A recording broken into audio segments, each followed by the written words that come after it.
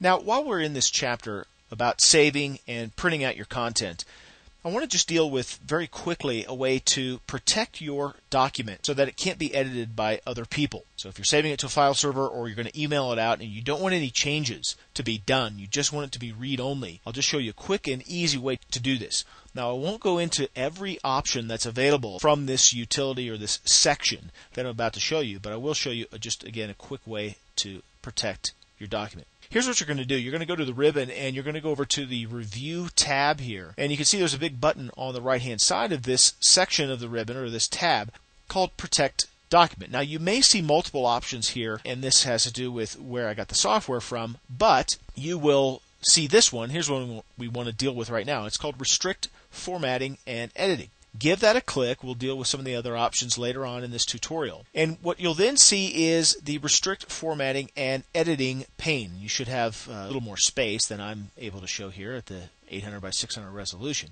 But you can do this again very quickly by enabling the second section. You can pretty much ignore this if you want to. Again, this has to do with formatting restriction, if you want people to format, and then what kinds of things you want to format. Again, not dealing with that right now. What we want to focus on is this second section, editing restrictions. Allow only this type of editing in the document. No changes means this read only, track changes, comments, filling in forms, and so on. So if you want someone to only be able to add comments to the document and not make changes to the text itself, click on Comments. Or if you want them to make no changes at all, click on No Changes. And then towards the bottom, again, you can set exceptions like, oh, well, this one person can edit these regions of the document. But again, we just want to keep it simple right now.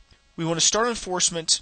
You probably won't have to do this, but the third section here, you're ready to apply these settings. You can turn them off later. So yes, start enforcing protection. You're going to get a dialog box that looks like this. You choose your protection method. It's either password protected or user authentication protected. Authenticated owners can remove document protection, and it would just have to be, comes down to whether or not they're an authenticated owner of the document. Right now, you're the only owner as the creator of the document, and you could probably do this. Is probably good enough for most instances. Password protect your document. I'll just enter in a quick password here and confirm it. If you're trying to guess, I entered in test, and then click on OK. Now, we can close this.